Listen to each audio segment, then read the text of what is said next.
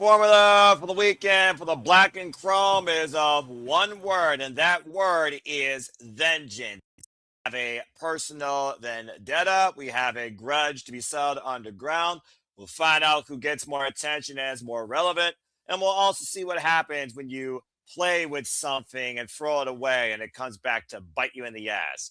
This and so much more on this very simple edition, I expect, for NXT's first PLE of 2026, out of nowhere, made over the last 2 weeks. This is Vengeance Day, and welcome to Simply Predicting. Welcome to the discussion. And I am tired as if, so hopefully this is quick. Hello, everybody, and welcome back here once again to another edition of Simply Predicting. You know what this is, for I am the Superman, the Super Brand, the voice of SS for Professional Wrestling. Damn it. My name is Noah Foster. With me, as always, this is NXT, the Ranking Wrestling JJ Williams. We got one half of the Dominguez. So it looks like it's going to be a triple threat panel tonight, which makes it even more possible that this could be TK simplified. And I'm hoping for just that. Thank you all for tuning in. Please let us subscribe, comment, tell a friend. Again, if you want to be part of the Predictions League, it will be in the comment section down below of each stream, on my community tab on YouTube, and on my X come tomorrow morning. That is Friday morning, March 6th, of course, for everybody across the states as well. And your opinions will be final by 6 p.m. Eastern Standard Time, Saturday evening. That is March 7th. So welcome to this year's kickoff of the NXT PLE Predictions League. Let's go around the horn and see how everyone else feels. As I said, this is NXT. If I had the energy or if I get to a certain boiling point, even though my blood medications make me want to sleep, I might say my phrase now, but for now, I'm going to try not to. But this is NXT. He will definitely tell you more about it. It is the Renegade Wrestling JJ Williams, the hardest working man not named Walter Cruz, despite what people think of me. JJ, how are you? How are you feeling about this kickoff for the Black and Chrome this year and what you've been up to? I am doing well. I feel like I'm more energetic about this show than you are. Probably. I've been doing well. Although, believe it or not, I don't think I've actually watched an entire episode of NXT this calendar year so far. I'm not surprised. You've been a very busy man. You revived your life. You evolved what the Super Labo Studios is all about. And if you haven't gotten along for the ride, folks, stay tuned for more on this at the end of our stream, cheap plug, and start following the Super Labo Studios today and support the collective. But also, again, like I said, the only show I watch is live once a week. Everything else, thank you, W_matches on YouTube, as I watched all the promos 10 minutes before we went live. But nonetheless, also, annual physical, got a needle in the arm, on blood pressure medications, and woke up from sleeping, that whatever the hell you want to call it, 10 minutes ago. So I think I have a right to be fatigued, despite the fact it is not going to say it right now because you haven't pissed me off. But nonetheless, good to hear, and I hope that you are continuing to do well and even do more well, as you did say that twice. I don't know if you caught that. And nonetheless, it's good to see you, and I'm good to support this and do this with you. And I'm always happy. I love how you're on blood pressure medication, yet you're willingly here to deal with us. Where's Charles when we need him? Don't say his name. I don't think he's going to appear. But nonetheless, oh, Charles. The things I do for friends and for professional wrestling fans, positive outlook of entertainment. It is what I guess I am what I am. Anyway, thank you for that. And also, part of the panel, again, give them the support, the love. They are the VIPs in the City Labo Studios. Then, now, forever. One half of Dominguez. Emmanuel, of course, the founder, creator, and owner of Interactive Games and Movies. If you haven't already, subscribe today. He just did some Sim stuff. Emmanuel, how are you? I'm doing good. I mean, it's been an interesting couple of NXTs. Some surprising decisions, which I was surprised at. Like they had the North American title change in a random NXT episode. I'm like I was like, what are they doing? I wish they could have stayed that for the PLE, but apparently they needed to pull the trigger and more sooner than later. So I'm intrigued where these storylines come and for Stand and Deliver. Like, is Stand and Deliver no longer a coalition with the WrestleMania weekend? I got No. no idea because it feels like this is like their WrestleMania pay per view card.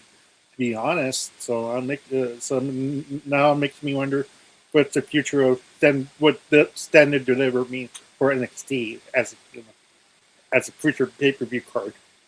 That's fair, but to get to the future, you have to first get through the present, and to get to the present, you have to look back to the past. So, simply put, I will say this: there are definitely some unique matches here, just from what I've seen recently, that have drawn my intrigue. As of course, right now, your NXT is reshaping its landscape since the three biggest stars are now up on the main roster, and two of them right now know their place. The other one doesn't know their place yet. But that's a whole different conversation. As of course, now with WWE, we're on the road to WrestleMania. But before we get there, your brand, good luck, will on its own truly have to stand and deliver.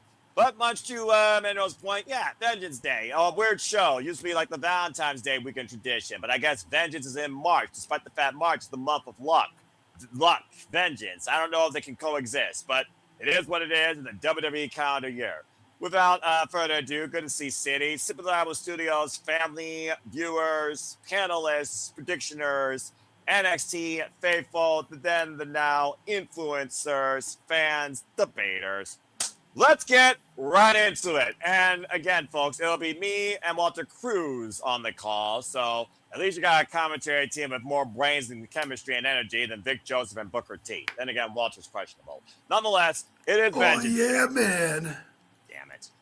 It is Vengeance Day this Saturday. NXT Vengeance Day is presented to you on NBC Peacock. That is 7 p.m. Eastern Standard Time. We, of course, will be going live probably quarter till, not 6:30 p.m. Eastern Standard Time. And again, your predictions will be final come 6 p.m. Eastern Standard Time this Saturday, March 7th. We got count them, 5 matches on tap. The classic NXT TakeOver formula. And we will see if it's worthy of doing a spin-a-rooney by the end of it. Let's go ahead and get right into things. We're going to start off with, when I think of vengeance, as I am Italian, I think of a vendetta. And we've seen the Dawn return with one because everything was taken away from him. You took my family. Now I take your life. And we'll see if this man sleeps with the fishes or literally is left in the dark. Because now we have Tony D'Angelo's first match. You heard me right. First match since he came back against Dion Lennox. Now, for those that want to premise further beyond this, of course, last time we saw the Dawn, it was literally the end of the Tony D'Angelo family as we knew it, with Stax and the lawyer guy. And of course, Tony D came back. We weren't sure what he was about, dropping black pieces of paper, shredded. Obviously, it was Dark State inspired, as he wanted to leave his past and everybody in the dark towards what he was doing. He liked being that mystery, that surprise. He finally came forward on NXT a few weeks ago and told us what his purpose was: to take everything from Dark State and to end them. It is also one of those things where, thank you for that, by the way. Again, I don't watch NXT weekly. I've only looked at the last few things. Thank you for that. Apparently, he had a match with one member of the Dark State that led to this too. But again, that match is irrelevant because, let's be honest here, when you say Dark State, you puke in your mouth. But the Athletics, the one guy that stood out with Dark State, considering he was literally involved in the Iron Survivor Challenge, so this guy might be relevant. But is his relevancy with Dark State going to end this Saturday at Vengeance Day when Tony D finally gets his hands on him? Straight up, this is a one-on-one match considering Tony D has been Dark State's worst influence and worst thing that ever happened to them, including losing the NXT Tag Team Championships to the Vanity Project. What the fuck? Is this MXN's Collections MXT? That being said, we have a singles match here, but it wouldn't surprise me if the rest of Dark State gets involved. All right, y'all know how this goes. Here on Cinema Team, because of the panel size and the match card, everyone will put their thoughts in. So, of course, we will see who agrees, disagrees, or if this is unanimous. Again, this was Tony D's mission statement, and he's literally trying to cut the head off the snake. Because when you look at Dark State, it does become more permanent than Dion Lennox, in my opinion. So there's this thing where it ends. Is vengeance carried out, or does it linger, and can it stand and deliver? Let's find out what you think.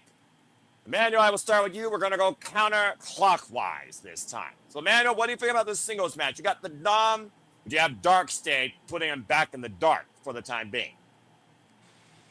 I have Tony D'Angelo winning this one. Eventually, he's gonna go through the art of Dark State. I predict a 4 versus 1 type of matchup, like a gauntlet match type of scenario. But yeah, like I'm not sure what they're gonna do with Dark State itself. Like they kind of position Tony D'Angelo as a non like like object that can be stopped or reckoned with. Like he's NXT like World Championship material. So, but that's what it looks like. But yeah, it's one of those things that let's see what happens first and what's going to happen. But yeah, at this point, Tony D'Angelo for the win. Well, JJ, of course, went over Femi Vacant in the NXT Championship, and we just saw it in the light who was looming in the dark, watching on, and who ever Rain fought had the most to give to NXT in that abeyance because of his tenure. Tony D is one of your original guys that goes all the way back to Rainbow Bright shit. So, that being said, he is anything but a positive, colorful light nowadays. He's a dark, vengeful spirit. So, do you think he is Dark State's downfall this Saturday at Vengeance Day? Does this continue somehow into an even darker affair? What do you think? Well, again, as I pointed out when I gave my little introduction, I haven't tuned into NXT for a minute. I respect that. My question is Tony D a baby face or a heel? I say vigilante at this point, much like the IPs I played in Watch Dogs, because at the end of the day, I don't think no one likes Dark State, but I don't think no one right now can figure out what Tony D'Angelo is truly about. Is this all he came back for, or is there more? But I would say right now, he is the hero we want to see succeed in this story. Emmanuel, I do see your hand real quick. What you got to say real quick? For JJ's a question, he's right now the Stone Cold. He's taking everybody and beating up everybody. Doesn't matter who it is. He's just gonna beat you up. He's been attacking random people and baby face and heels. So See, it's we that's got to be careful with stuff like that then, because Exactly. this could accidentally turn Dark State babyface. And I don't know if we want that. I ain't gonna buy into that shit, tell you that much. I was going to say, I don't know if we can buy Dark State as baby faces with their entire modus operandi. Like, they just don't work as good guys.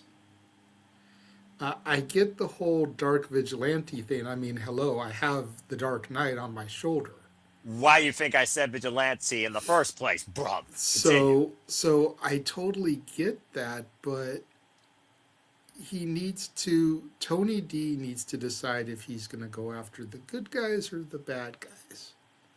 Because if he's going to go after both, we run the risk of fucking Dark State up here. So far, I've only seen Dark State and even Page be his targets. I consider them bad guys. Those are both bad guys. The thing here that we have to keep in mind is Dark State has the numbers game. Correct. They have 4 to Tony D's 1. Correct. So does Tony D take out everybody in Dark State one at a time, starting with the de facto leader? I don't buy that. I would buy it if he started with some of the throwaway members of Dark State first. Exactly. And worked his way up to Dion Lennox. I almost wonder if we're going to end up with either a revived or a new D'Angelo family coming out of this. You know, and the lawyer's name was Luca Crucifino, by the way. Yeah, that guy. I've got Dark State getting the dub here. I got Dion Lennox getting the dub. Because I just think that the numbers are going to be too much for Tony.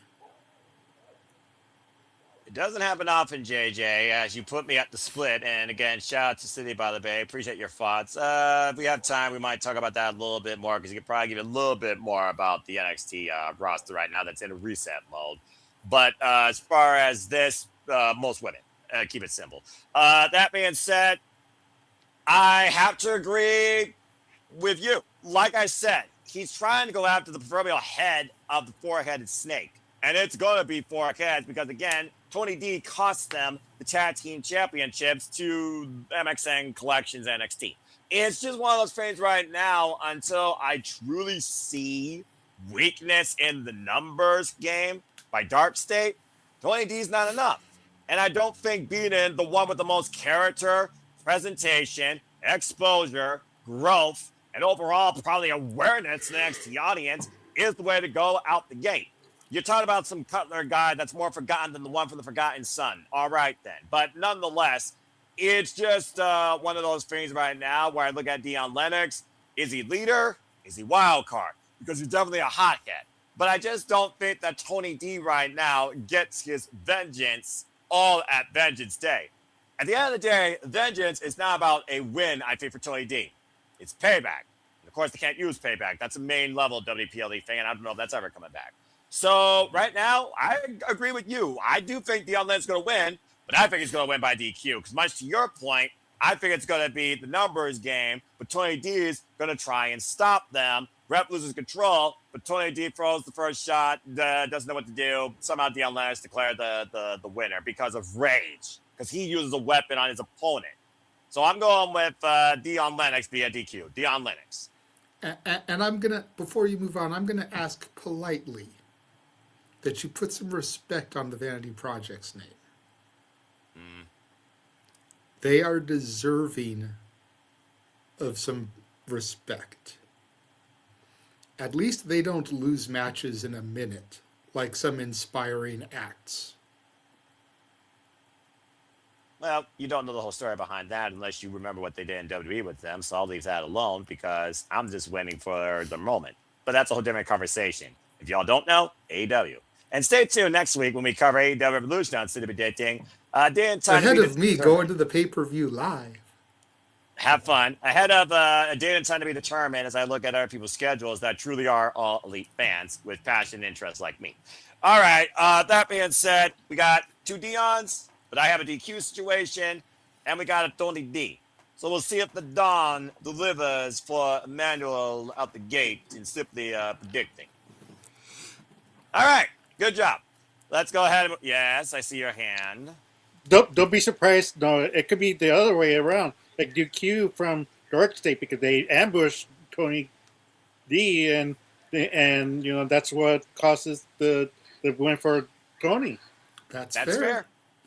That is absolutely fair. I mean, literally, I can see it both ways. I just don't think this ends with a straightforward decision. And I damn sure don't think this vendetta ends for Tony D after Saturday against Dark State. That's all I got to say. Saturday. Non-copyright. We're getting collision, though. It's a whole different type of collision.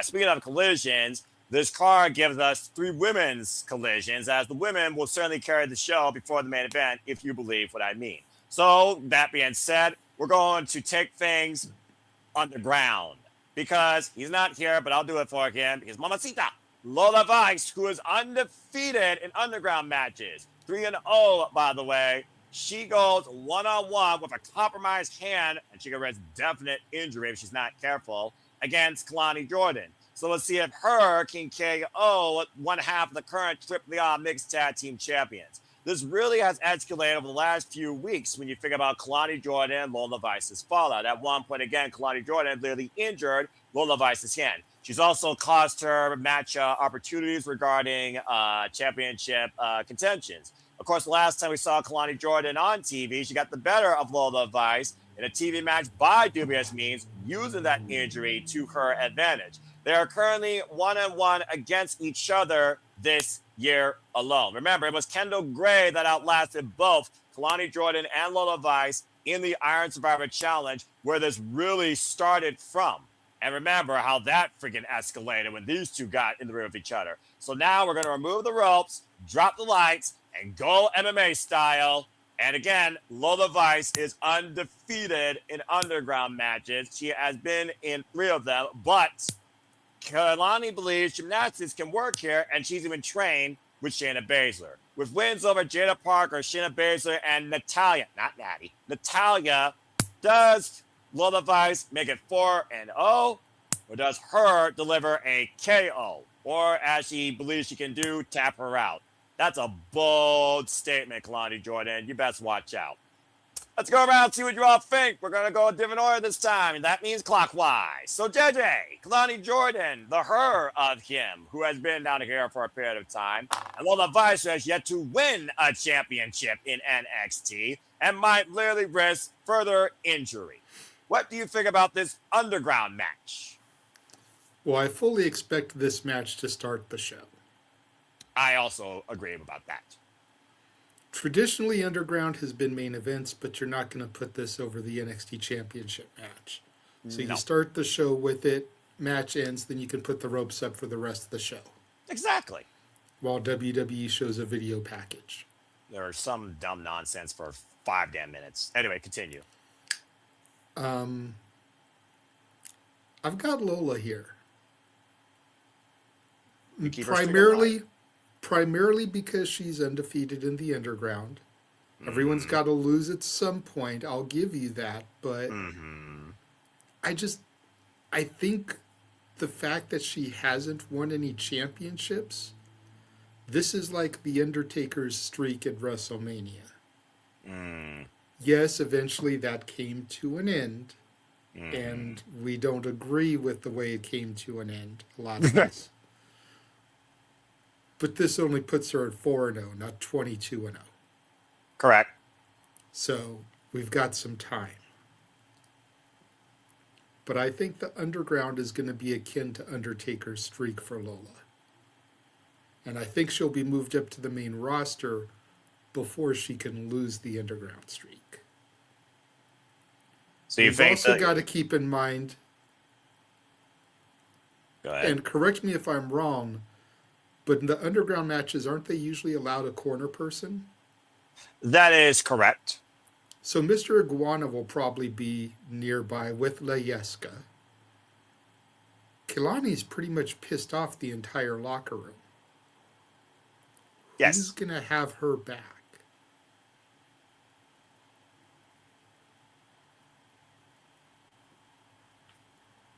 Maybe Shayna, who trained her, and Shayna may want revenge just cuz, and you set this as a one-off for Stand and Deliver, considering she's a former MMA fighter as well, but also the most notorious NXT Women's Champion in NXT history. And also, you would run back maybe Lola Vice and Shayna Baszler. Again, Shayna Baszler was one of her victims. And Shayna even said she is as legit as it comes. For those that don't know, Valerie Barreda, Lola Vice, is a former MMA fighter, and she won most of her matches via knockout. And I don't think they'll tease something with Shayna at Stand and Deliver, because Shayna is booked for Bloodsport in Vegas. Shayna's not going to risk getting injured for a company that she's not fully employed by and risk a decent paying gig for Josh Barnett. Yeah, that's you know what? That's a fair shout. I didn't think about that. But all right. Oh, enough. And they also just announced Pete Dunne yesterday. He'll be part of Bloodsport as well. So it's not a Grande Americano's brochacho that's cheapo. No. It's actually the Bruiserweight? Yes, it is Pete Dunne. I know he's one of them. Is it Rayo or Bravo? I'm not sure which one he portrays. I don't Doesn't matter. A flying fuck. I'm not trying to get you incited. That's why I said it doesn't matter. But Pete Dunne will be in Bloodsport as well. And Dean, Hostman, it does look like we have a super chat from the founding father here. Look at that. Watching from a sick bed with regrets and having a bout on Friday commentary for a vocal recovery for Saturday, as I really want to be part of this call and shenanigans. Well, I definitely, again, Jeff, you know what I always talk about. Take care of yourself first and foremost. Priorities over passions. And I hope that you do get better. And I look forward to you being part of Saturday night for the shenanigans, as always. Of course, folks, the Weekly Monday Conversation of Wrestling Matters, hosted by Ranking Wrestling JJ Williams, the Saturday shenanigans that will ensue following our next Bulldog Mania interview. Stay tuned for details on that at the end of this video. Again, Jeff, take care and thank you. With that being said, I think it's the interview that he more wants to be part of. Ever since I yeah, told yeah, him yeah, that she's a hockey fan yeah. and even plays some hockey, so Oh, she's I been know enjoying. that I wouldn't call her a pro, Mm-hmm. but now knowing that there's a hockey fanatic that's going to be joining us, Jeff wants to be there for that. And Nick even threw out on socials, and I'll bring this all up later, that everyone that's going to be on the interview should wear their favorite hockey jersey. Well, I I'm in. know you don't have one, Damn so right. you can just stick to your suit, but everybody else that's going to be on the show needs to wear a hockey jersey. Damn it. Well, Let's someone's gonna. Yeah, let's I do get it. this up. Let's do this up right. And I know Jeff and I have got a ton to choose from. Well, one of you will probably be in the penalty box, or one of you might literally be getting a puck not for your teeth. But that being said, you got Lola Vice knocking out Kalani Jordan in the underground, staying undefeated. Yes, sir. All right, well, there you go. So the opening bow has been set to Mamacita Lola Vice. Walter Cruz approved. Again, if you haven't already, subscribe to Rage Wrestling the Gay. That's Mr. Reliable, Rage of Wrestling. Walter, see you Saturday, brother. Emmanuel, what do you think here? Kalani Jordan basically has been kind of lost in existence since her, representing TNA and not representing the NXT Women's Locker Room. By the way, once I had that segment, sorry, Chica, you represented TNA. It was Lola Vice that was the one that literally dropped her gear off her locker room last and closed the door in her face. And I think that's really where this started from. Not necessarily the Iron Survivor, just a little bit of foreshadowing from things that happened earlier. Again, folks, even for the stuff I don't watch, it's not about me, it's about wrestling. I try and keep up with the stories. This is why I literally lead Simply Predicting and encourage people to just life and enjoy wrestling. Sometimes I'm literally a victim of my own freaking humbleness. Anyway, Emmanuel, what you got to say here? Do you agree with JJ with Lola Vice, or do you got Kalani Jordan? Yeah, I think I agree with JJ. I mean, I was contemplating with this one, going with Kalani, to be because eventually, this is like a specialty match, because of and I was thinking of who had the most specialty wins of all time, and I was looking for the Undertaker. Undertaker is like for casket match, like he has won 3, and then he lost 4, and then I looked up for the burial lab match. He won 2, but lost 3. So this record is like for special team matches, like Not that half and great. half. So no, not that great. So it makes me wonder, if they actually gonna pull the trigger and have Kalani talk smack, like he's the first, or she's the first one to beat Lola Vice in that type of match, because it never has been done before. So it makes Remember me the rules, wonder. by the way, folks, in case you don't know. No counts, no pinfalls. The only way to win is by knockout, TKO, or submission, and Lola Vice is a bad hand. Yeah, and that hand Okay. is not 100%. Yeah, 100% healed. So it makes you wonder, how healed is that hand? Like, is it going to be one of those storylines that the babyface overcomes her injuries, or that injuries going to be too much that she's going to tap out again? But we already saw that in a previous match with Kalani versus Lola, and Lola tapped. So we're gonna see the opposite now. We're gonna see Lola get her win back. Yeah, fair enough. JJ, what you got to say real quick? I was just going to add, just because something is someone's specialty doesn't mean they always have the best record at it. Shawn Exactly. Michaels is considered Mr. WrestleMania, but has lost at WrestleMania more than he's won. I think he still has a better record, though, than Triple H. He's got a Just better saying. record than Asuka, that's for sure. Well, Asuka's never won at WrestleMania. Exactly. Sorry, folks. It's history. It is what it is. What I do here. And again, well, it's not here, but again, sorry in advance, brother.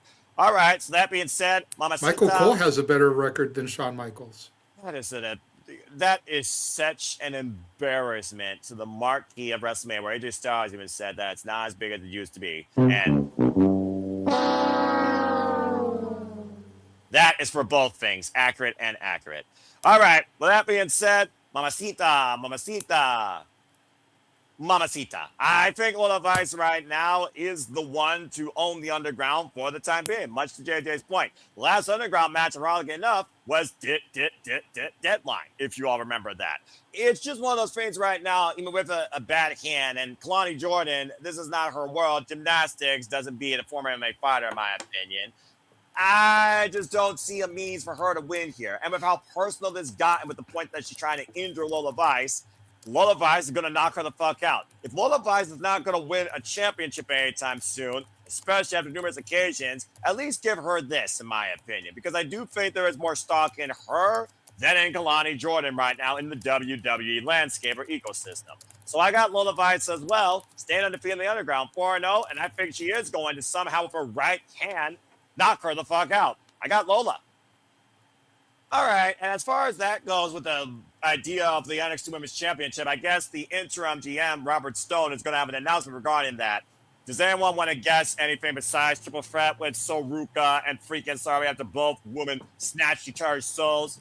Bitch. Out of the championship opportunity. Hey, look at that. Another women's tag team breaks up in WWE. Where have I heard that before? But that being said, the WTF of last year so far has still held the gold. So, I mean, maybe she can stand and deliver against both of them. I don't know. Then again, Lola Vice, she's overdue. I think Lola Vice is overdue for an NXT Women's Championship chance versus a run. But a whole different conversation. And this could push her towards that. What you got to say real quick, Emmanuel? Even though I hate John Cena, but John Cena fact, John Cena is 5-0 in an I Quit match. He has never lost. He never lost. He never quit. He never gave up until he tapped out the Gunther. And yes, that was his fifth actual time in his career, folks, for those that actually keep up with statistics. All right, well, now that we're back in the color, let's go ahead and keep this thing rolling. That being said, from the underground to a dollhouse of destruction. Because what happens when you play with someone's emotions to the point that they tell you what happens when you throw away things you play with? Let's find out what happens here with Izzy Dame and Tina Paxley for the NXT Women's North American Championship. Of course, this all really picked up last year after Tina Paxley joined the calling. She had her great celebratory moment, winning her first, of course, NXT Women's Championship at Halloween Havoc, and immediately lost to that gold rush after Izzy Dame and the calling did not agree with her fun.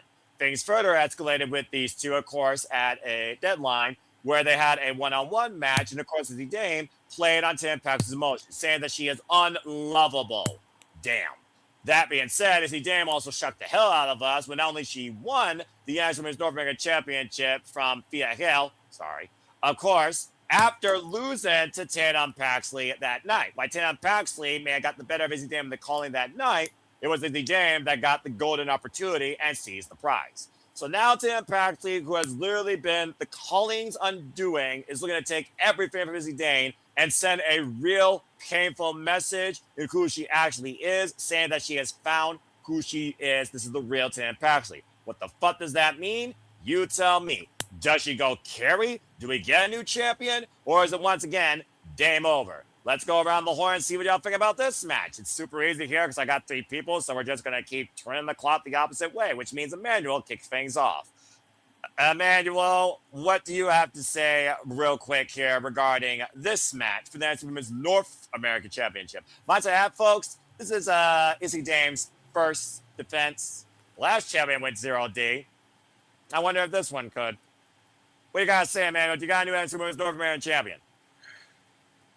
Man, this is a tough one for me, to be honest.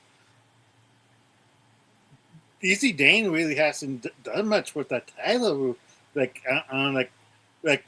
because she it's one of those heel things. Like, she's not gonna defend the title until somebody orders it. Like, she's gonna keep denying it and until somebody puts her in the match. Just like somebody in SmackDown who shall not be named, who's holding a women's championship right now. Julia? And he just... I think he means Well, J2, like, yeah, let's just call it what it is. Both, but we're not going there. Not yet. Stay tuned for John Oliver tonight, roasting the SmackDown Women's Division on Superman tonight on the YouTube screen near you. Continue, Emmanuel. yeah. So I would like I said, this should have been standard delivered, but since things changed, like I guess they're doing this more earlier, and I had actually winning the North American title, regardless of their first match. That way, we could stop this storyline because Dane winning it feels like they're gonna prolong this a little bit more longer, but we don't want that. It's a done deal. Like I feel like it's time to move on from this.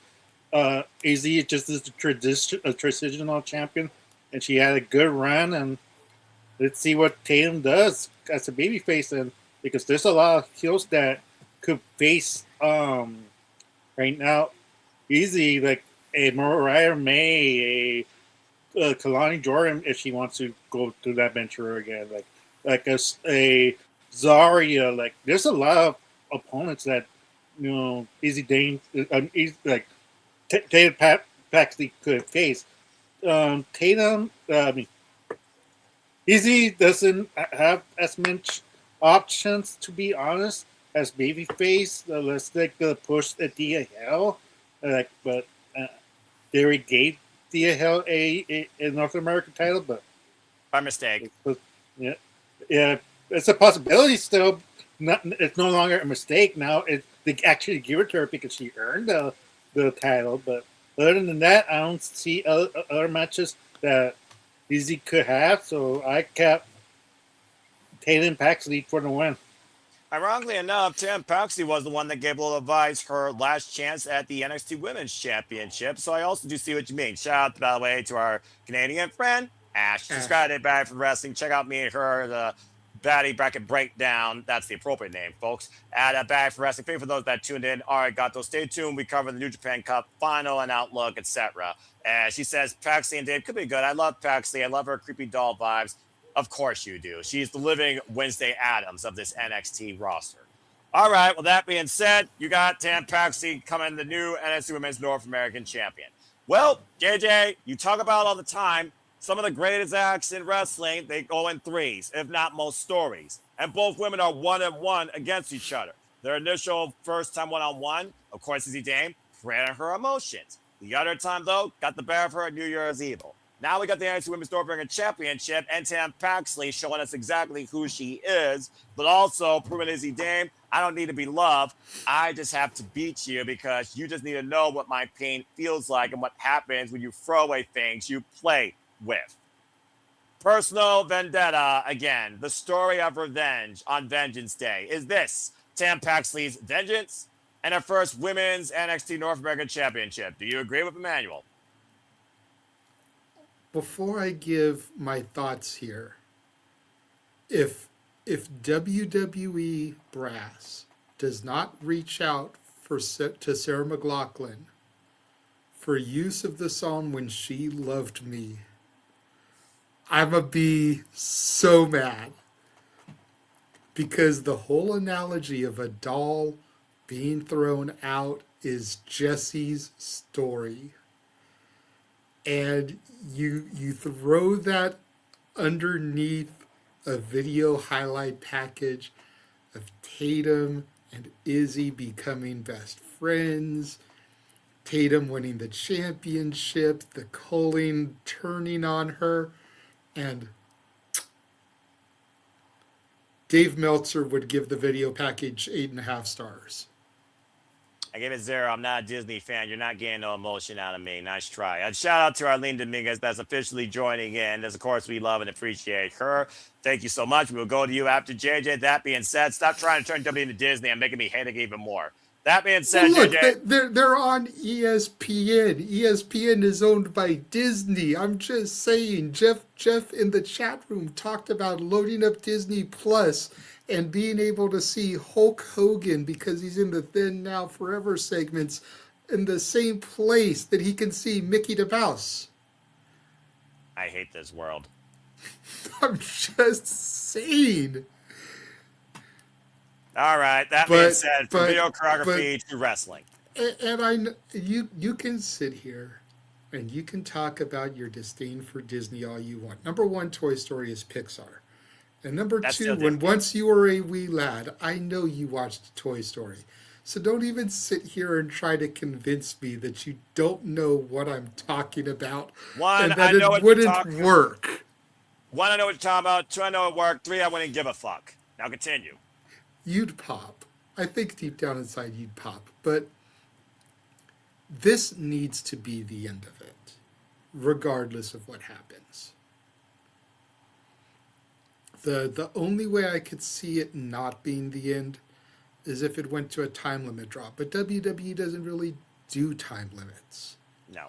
They never stress, unless it's an Iron Man match, they don't stress how much time a match has. You don't hear the PA announcer saying, 10 minutes remain, 5 minutes remain.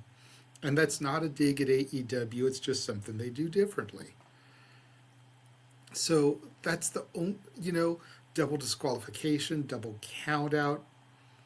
Unless there is some kind of schmozzy finish here that forces the next round, last woman standing maybe,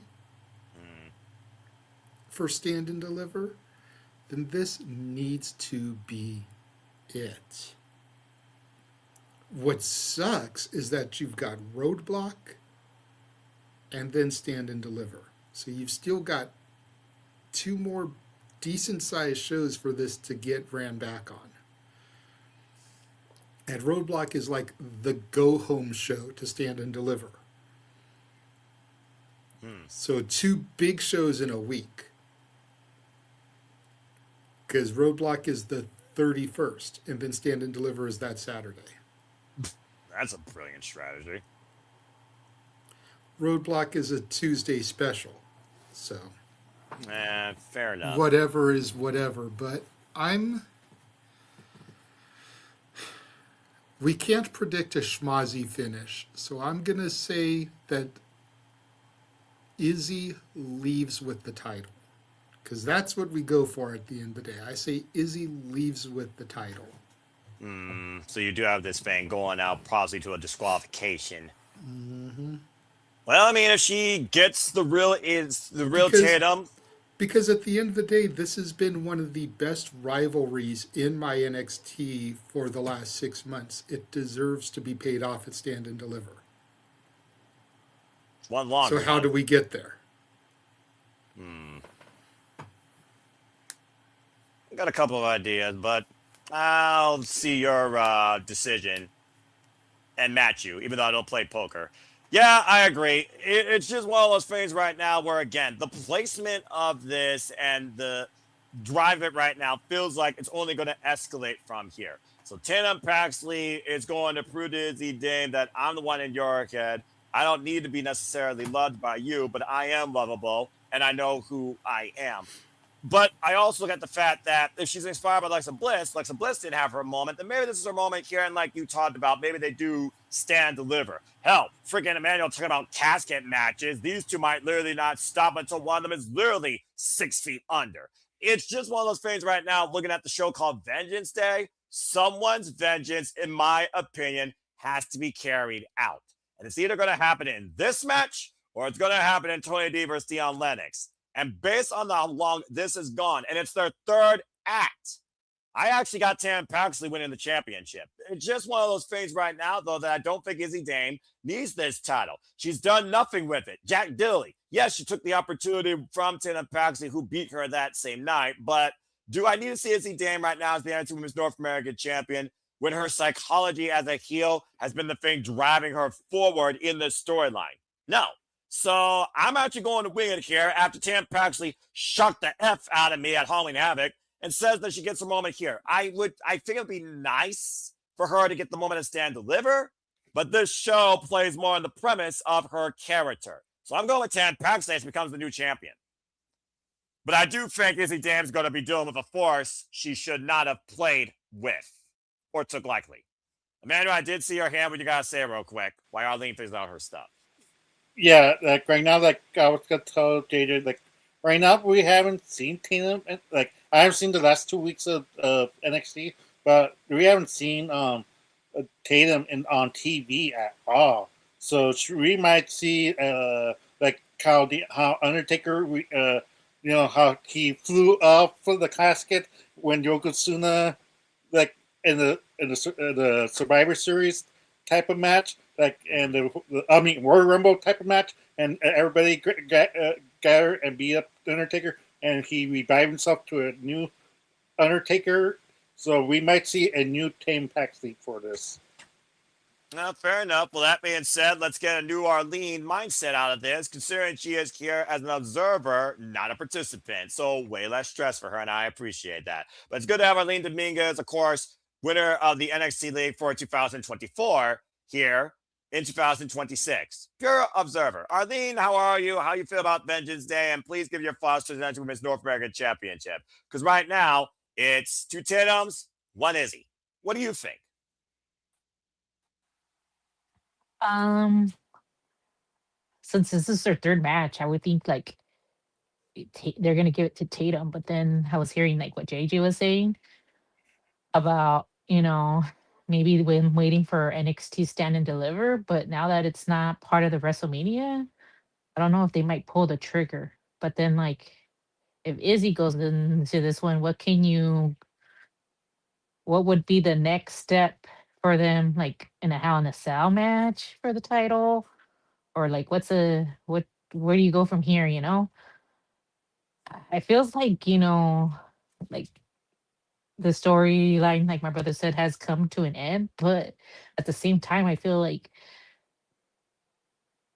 deep down, like I feel like Izzy's not gonna win. I mean not win, but is gonna leave with the title, and Tatum should have won, kind of thing. So I think that's kind of like the direction they're gonna go. I don't think they should go that route. I think they should just give it to Tatum, since like now that NXT is not part of the thingy, but it sets new eyes on, now that they changed it from the WrestleMania thing to get more people to view it. Maybe they'll pull that trigger on NXT Stand and Deliver, but not part of WrestleMania. So I'm gonna kind of go with JG on this. I think Izzy goes out with the title only because of disqualification. All That's the right, only fair way enough. reason why she's leaving with the title, is because she gets disqualified, and they're gonna pull the trigger most likely, because now that they changed the date, I think they want more people to keep their eyes on it. So Okay, so it's crisscrossed here. JJ, I see your hand real quick, and then we'll go around back to get our quick picks in the other match before we move into our semi-main. What you guys say real quick regarding that? Yeah, I just wanted to touch on what Arlene said. If the rumors are to be believed, the reason that they moved Stand and Deliver is because they feel like it's too big, too important now to be shoehorned into WrestleMania as just another attraction. You know, there's so much already going on that Stand and Deliver. The whole point of Stand and Deliver was their opportunity to stand and deliver on the same level. Moving it to the week prior, 2 weeks prior, whatever it is, or the week after, I think gives it that opportunity. I'm not going to sit here and say that I'm not slightly perturbed that they decided to do it this year, because Walter and I were very much looking to attend Stand and Deliver. But alas, it is what it is. So just keep that in mind, is that if that is to be believed and their excuses are to be believed, this could be the biggest Stand and Deliver to date. All right, you're putting a lot of stock into this, so I, good luck with that thought. I'm just saying, if it's to be believed, I'm not saying that I buy completely what they're selling, but let's just take it at surface level here. Grain of salt. Fair enough. I need to cut back on my sodium too. All right. I saw Emmanuel's hand first, and then Arlene. Emmanuel, go ahead. Then we'll go to you, Arlene. Then we'll also get your match picks for the previous matches. Emmanuel, what you got to say real quick? Yeah, like I think the reason why they moved Stand and Deliver, to be honest, when we went to Stand and Deliver, or you could confirm this, like like we're hyped. We're energetic. That's why night one felt so flat because I'm not sure how many people went to Stand and Deliver and WrestleMania the same weekend day, but that Stand and Deliver was really amazing for us. That was our WrestleMania for us, and to go to have the energy and to keep it up. Maybe that's the reason why they moved it because the crowd was too burned out, and that's why it felt so flat, and not that many people were as hyped as it was. So that's why they moved it in a different day. Okay, that makes sense because you literally are a few hours apart where you're either stuck in traffic or walking down the strip to Allegiant Stadium to just stand in line to sit in a seat for 3 hours just for a show that's 4 hours and then to get the frick home or to your hotel. That could literally burn anybody out. I've never done that before, so I can literally understand that point. And this is the one time I would literally say credence to your point and to JJ's delight. Stand Deliver was more fun for me to actually call versus WrestleMania on night one because it was a better card. I thoroughly enjoyed the women four-way, the ladder match, and that triple threat with Oba, Trick, and Javon, who are now on the main roster 1 year later, was probably my match of the weekend outside the women three-way. So I definitely can respect and follow that point. Very well said. All right, Arlene, what do you guys say real quick? And then we'll get your thoughts on the previous matches regarding everything that you heard to, or did you want to like add to Mayo's point? Go ahead, floor is yours. Both actually. I agree with JJ when it comes to like if the rumors are true that they think that NXT is too big of a show. That should show WWE that NXT is better than their own call, like it's better than them, so to say.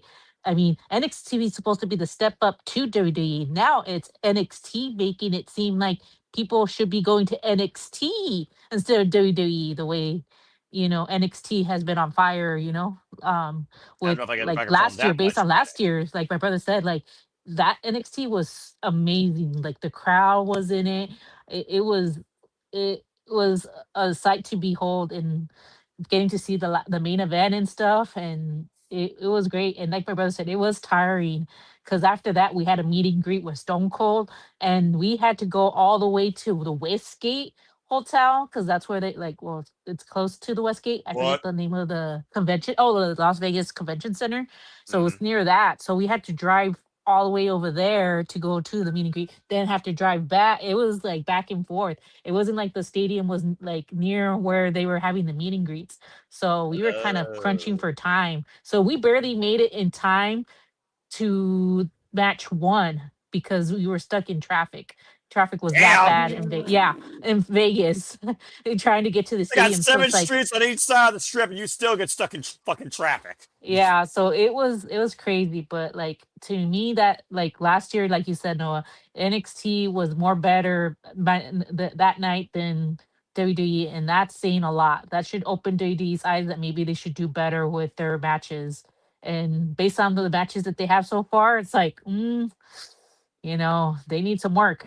So yeah, that's all I had to say. Like with that, I agree with JJ. I think it's like mind opening that people that even though they said the night one was sold out, we saw a lot of seats empty. When it came to the T-Mobile area, they did have a section blocked off, but most of that Figure. stadium was full, and like just like the crowd, like my brother said, was so into it, and just like you could tell the people that watch NXT and now watch WWE that follow those superstars. You could tell that when you watch both brands. When you don't watch both brands, you kind of get those fans that don't know what's going on, like who's that, and you have to explain to them. So one of the things, like my friend that only watched WWE, I'm like, you gotta watch NXT because it's like it's kind of hard to tell you who these people are during the match because we're so invested in the match.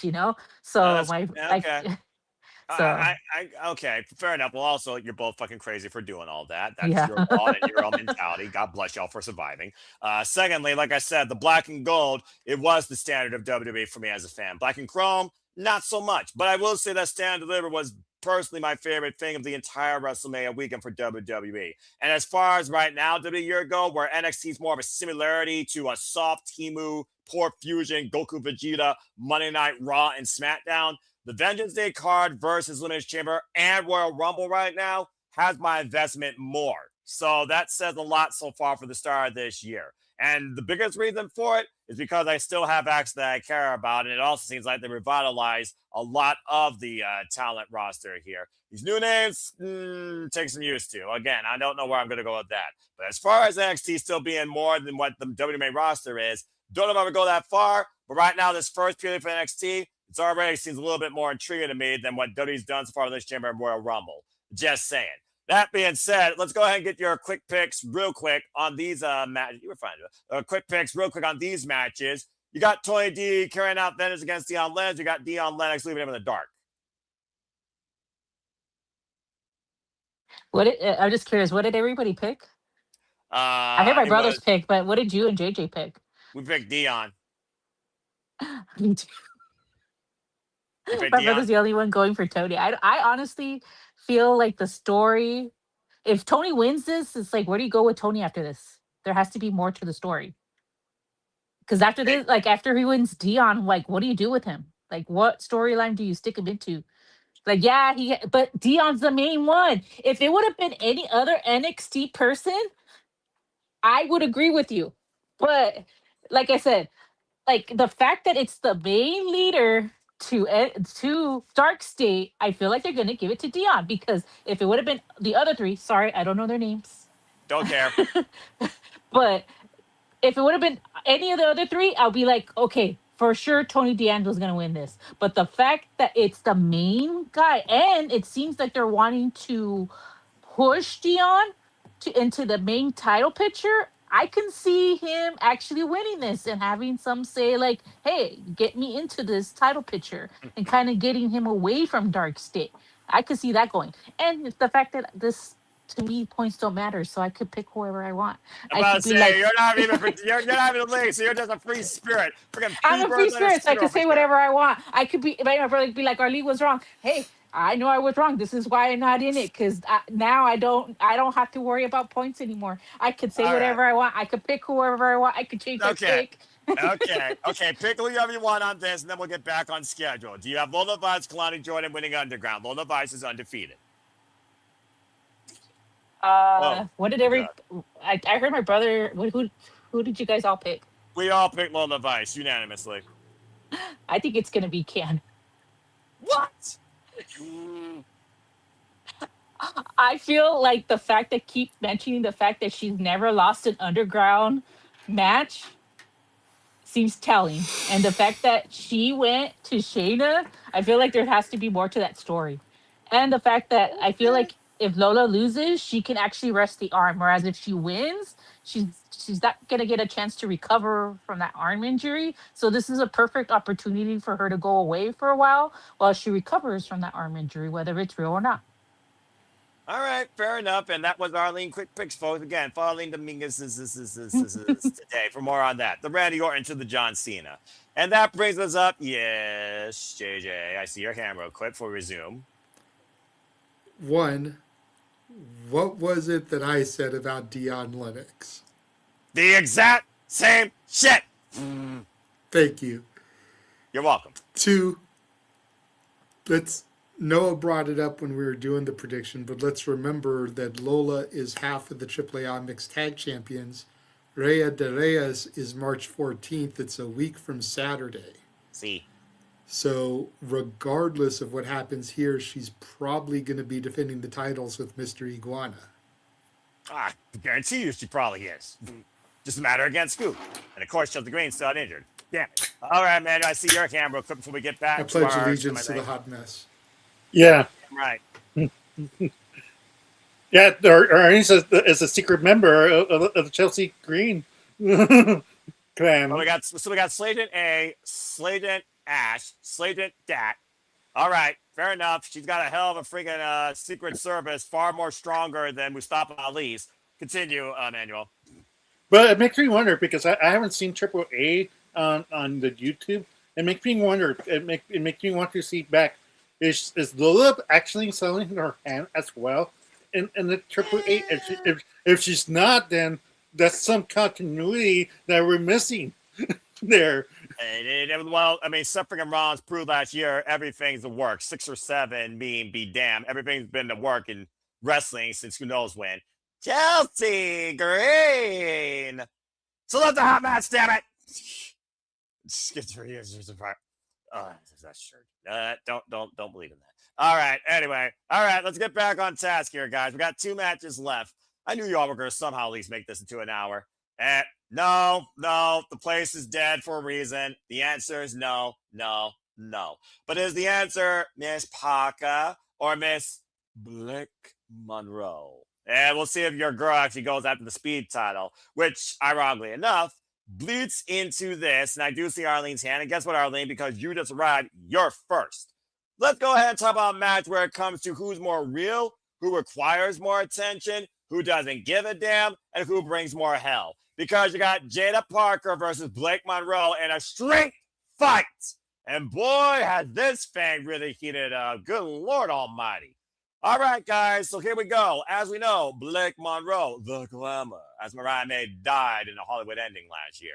She's kind of been one of those that has been the center of attention in her own opinion. Whether people love her or hate her, when she speaks, the internet goes crazy. When she's on your screen, people go gaga, if you know what I mean. She knows who she's about, and she knows that when she is on the air, she is the attention.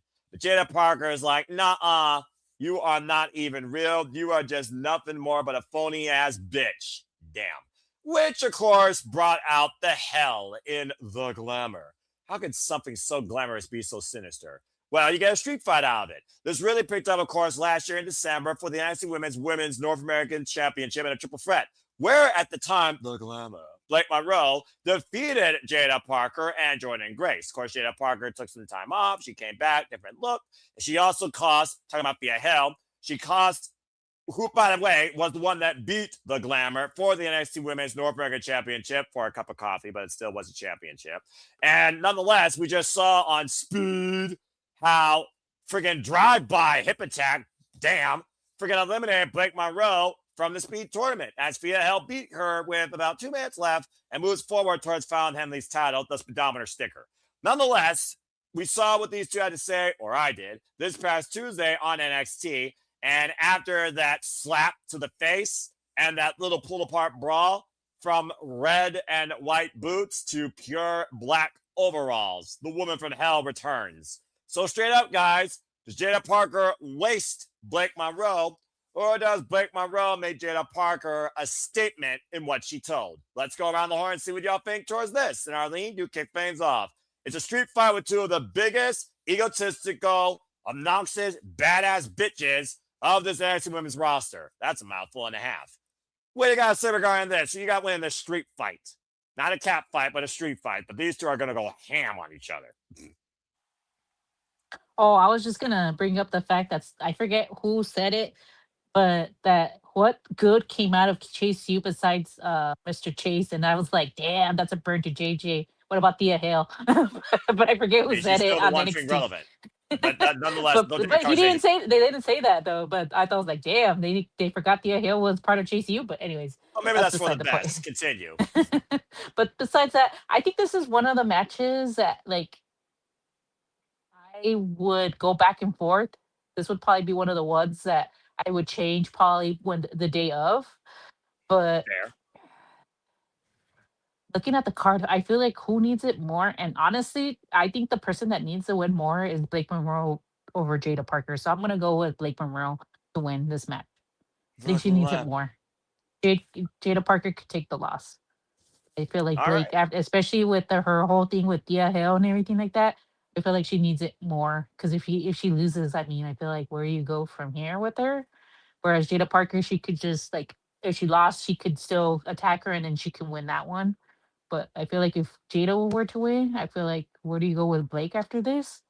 I mean, she could still attack her, but I mean, besides a street fight, like what would be next? Oh, I don't know. It's a hard pick, but for right now, I'm just gonna go with Blake Monroe to win. Well, considering this one in itself has more heat behind it versus most of this card, there's a reason why I picked it as semi-main, plus the glamour. I'm really trying to see how she does become the attention, the conversation, and a win over Jada Parker, who, by the add, has yet to win any gold in NXT. That definitely could be a statement, but we are taking it to the streets, and for Pete fucking sake, Jada Parker's Titantron's a GTA graphic. So it almost feels like it fits her. Last time Jada Parker had a championship opportunity, by the way, folks, was literally for the NXT Women's Speed title against Saruka at No Mercy. So put that in perspective for you. But, it's also one of those things with Jada Parker. She's also had a longer tenure. But also, the last time Blake Monroe was involved in the program, Jordan Grace beat her in a weaponized steel cage match. So also keep that in perspective. That being said, we got one for the Glamour, Blake Monroe. All right, from one Dominguez to a... Now, you know what? Fuck it. We got 4 people. Let's crisscross it this time. Hi, JJ. JJ, what you got to say about Miss Parker versus the Glamour? It's a street fight here, and these two have already made it as personal as it gets. But truly, does the woman from hell actually have more to its name than a demon that was embarrassed on the grandest stage if she doesn't beat Miss Parker in a street fight? And if Blake Monroe is just another Trish Stratus wannabe waiting to happen if she loses? What do you think? Well, I had to go Hollywood here and take it back in time for this Blake Monroe match. It's not all the time that I get to run the gimmick, so I can respect that. I'm really torn on this one. I'm more torn on this one than I'm torn on any match on the card. If I'm being honest with you, so am I. Because I feel like Blake really needs a dub here. With having lost the title to Thea and then everything coming out of that, I feel like she needs something to get her stocks back moving in the upwards direction. Thank you, Emmanuel. Again, I don't do it anymore because Jake Doyle, get well soon. Continue. But on the same token, it's Jada. And how do I deny Miss Parker? Miss Parker? Miss Parker? I mean, she's so over that the no contest wrestling guys end every episode with, "Hi, Miss Parker." Oh, brother. And if you know, kids. Take it back to 1995 on a Friday. But I'm really torn here. I'm gonna say Jada Parker for now. Okay.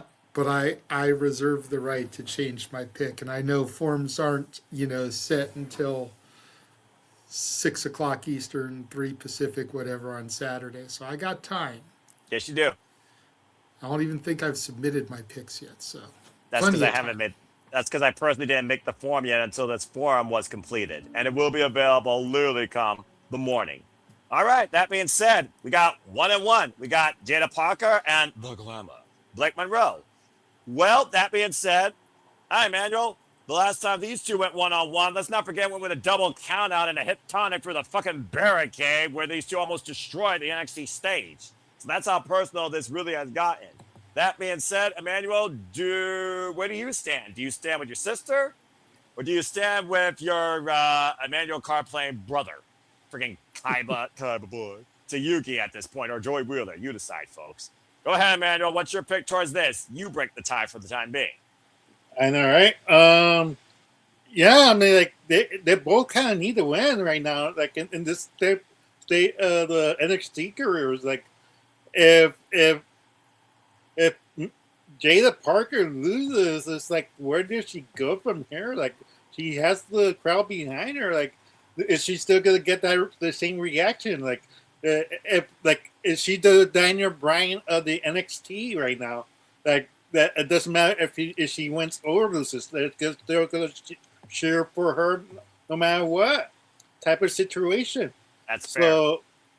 So right now, I have to agree with my sister. I think Mariah May actually needs to bickering more because, no offense, I know you guys hate the interwebs, but ever since she lost against Toni Storm, a lot of people have been giving her crap that she's dead. Toni Storm is right that she doesn't have the edge. She doesn't cut it anymore. and she has been. So this is their opportunity to show the world that she still has it. She's still capable of providing a killer match, and I think it's this type of match that this other side of Mariah May appears, because we haven't seen that in the it truly hurt that side out of her. So hopefully they do provide that, and she does get the win, because losing her losing the match against Dia Hell in a speed match is kind of like hurt her than help her. Like it helped Dia Hell a lot, but it kind of hurt Mariah May a lot as well. So she really needs to win at this I point. love the fact we still call her Mariah May when Mariah May was clearly killed, and I do mean killed in a Hollywood ending. But please continue. No, that said, no. I'm about to say like that's my opinion. Like hopefully she does get that victory, because she really desperately needs it. Because right now, like their internet fans are not having the it's not feeling her character. She's not really like like resonating with the fans. So maybe this will help her boost up her career up. All right. So that being said, you got the glamour, Blake Monroe. Okay. So that's 2 glamours and 1 Jada Parker. Well, Jada Parker was previously involved in a street fight, as we know, against Micha, and took everything out of a toolbox to kick her ass on NXT television. That was back in 2024. Also one of the longest tenured NXT women on this roster. She's been here since 2022, and she's literally done nothing in wrestling but NXT, coming off volleyball when her volleyball career was through. Why the glamour? Blake Monroe has been dreaming of this since she was a little girl, 12 years old. And of course, she became part of NXT last year. And we saw what the Woman from Hell could do against the Juggernaut until she met her in a weaponized steel cage match. To your point, though, Emmanuel, the Woman from Hell side of Blake Monroe, the evil from the beauty within, has not done jack shit except become part of a conversation. It takes more than just being a conversation to actually be something in WWE, especially on a persistent basis. And I said it once, I'll say it again, as an exception to the self-proclaimed community. You don't look at the company. You look at the wrestler. At the end of the day, I watched the glamour, Mariah May, evolve or devolve or revolve or revamp. Now on to Blake Monroe. From Mariah May, from Stardom, AEW, the UK to here. And why WWE is still mid to me. This is still a better card than both the main roster PLEs. So with that being said, I do look at the future, and I don't think that the glamour, Blake Monroe, is going to leave this one high and dry, especially going from confronting Jada Parker as the glamour to calling out Jada Parker as a Woman from Hell. There are 2 sides to Blake Monroe, and it's going to be that evil side that prevails, in my opinion, in the street fight. Because I agree, I think Blake Monroe needs a major win. Miss Parker has that tenure, but she also has that main roster level exposure, thanks to the Royal Rumble. And I do think right now she's a favorite babyface that people want to see succeed, much like Lola Vice, who, again, she has not yet been a champion in NXT. Sorry, Walter. Jada Parker, Lola Vice have been at odds end, but they also have to respect with each other. So I can also see this evolving into some sort of tag team feud dynamic with possibly Kalani Jordan and Blake Monroe. You were talking about, again, who did Kalani Jordan have?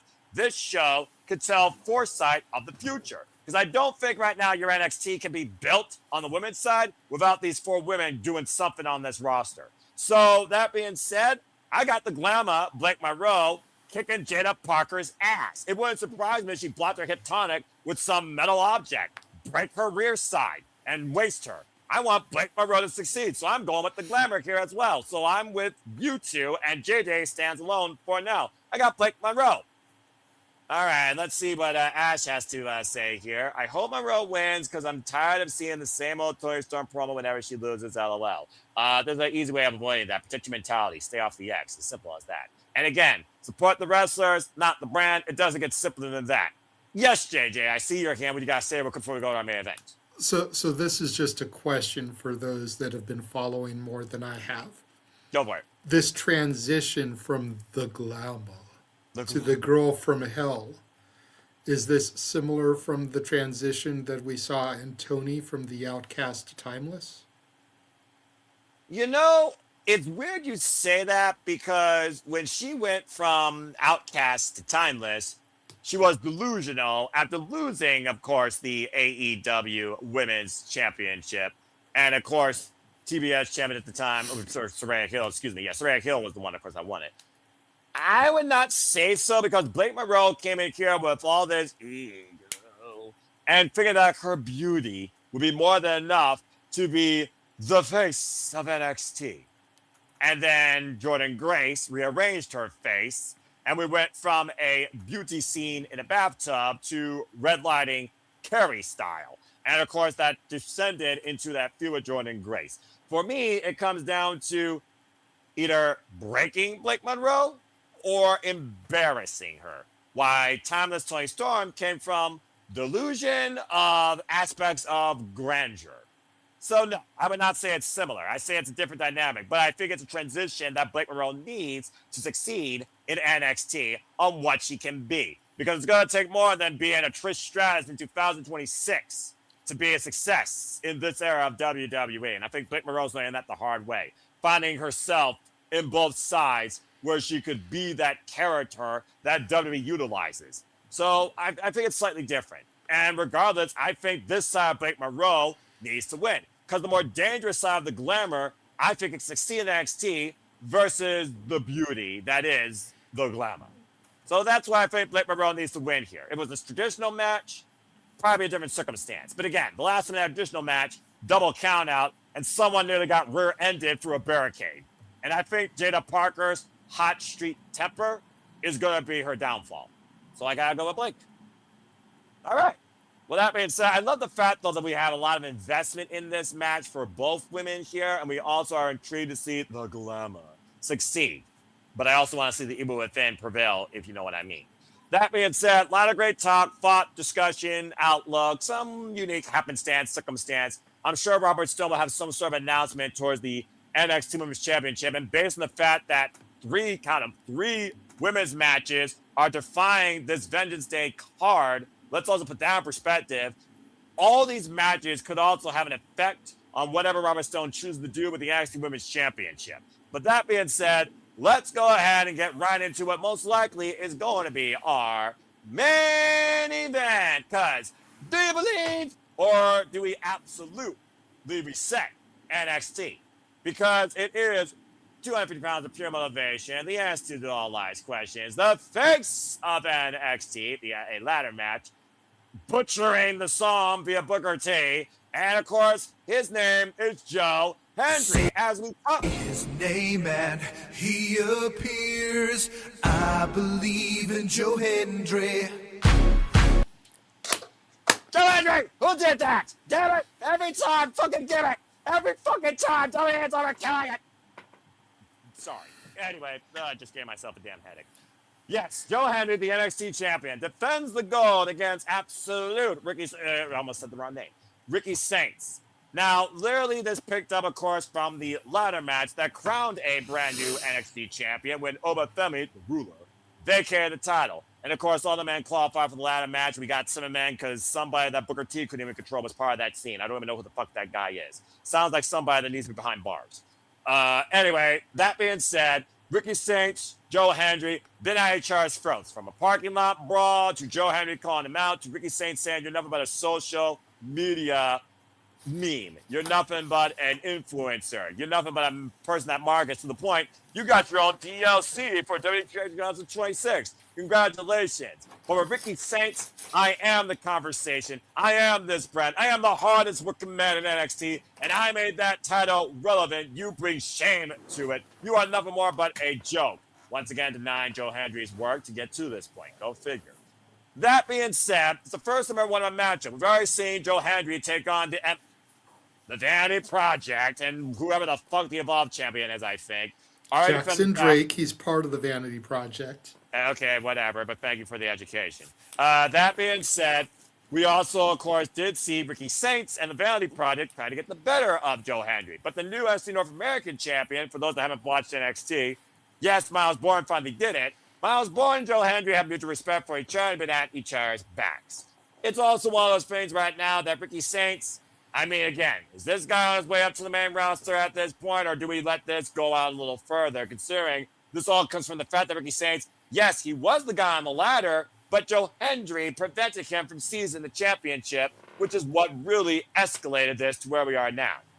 So here we are, Vengeance Day, NXT Championship. Let's not forget, the last time NXT Championship was defended on PLD was Deadline, and it was transitioned to Obafemi.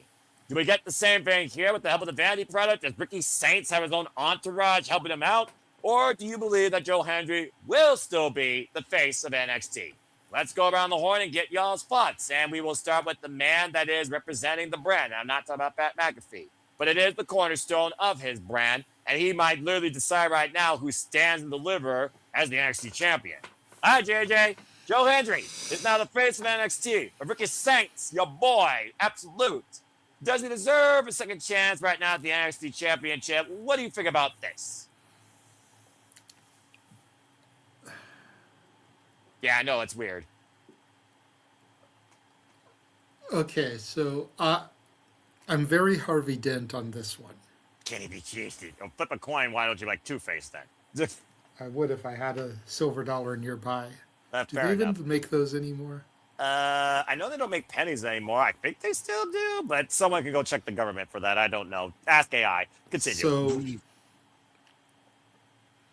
there's part of me that feels like the Vanity Project is going to have Ricky's back and potentially get the belt for him here. Which could be a good thing because we're on the way to the road to WrestleMania. Yes. Joe Hendry has already competed at WrestleMania. Yes. He should be on this one too. He's not going to get on WrestleMania by being on NXT. So by losing the title to Ricky, whether it's here or even Roadblock, still gives him a couple weeks to get inserted into something for WrestleMania. And especially now that there's somebody who recently debuted who's very nice, very evil. Oh, yeah, the Garth Dienhausen, but they're not going to do something to true for the advertising. I mean, he's already cursed Don Mysterio to the point that Dom lost the Intercontinental Championship. I'm just saying, dude, the three of them, Oh, gosh. and you can even throw Mr. Iguana in there too. Will you would stop? Just A puppet be is not- comedy gold. I didn't say shit about Lieska. Okay, fair enough. You brought up the puppet. Well, I know All you're I going to said bring up... was Mr. Iguana. Well, Mr. Iguana always travels with the damn puppet. Okay, And a puppet that's is not a on him. participant. All I said was Mr. Iguana. You brought the puppet up. Because I know the puppet with him. They're both annoying. Mr. Iguana is gold. Our Truth is comedy gold. Fucking hell. Danhausen is comedy gold. Joe Hendry is comedy gold. These four running roughshod as a unit would just be must-see television. Oh, go watch Whose Line Is It Anyway. Nah, that was lame. Not a Drew Carey guy. The other hand, this is a business. We're heading into NXT's WrestleMania, Stand and Deliver. Correct. Who's going to sell more tickets, Joe Hendry or Ricky Saints? Now, if Stand and Deliver, we're going to be in New Orleans where WrestleMania was supposed to be, give it to Ricky. He kind of got dicked out of this year anyway. No shit. But it's in St. Louis. It's neutral ground for both of them. So I'll say let Joe Hendry walk into Stand and Deliver. Still your NXT champion.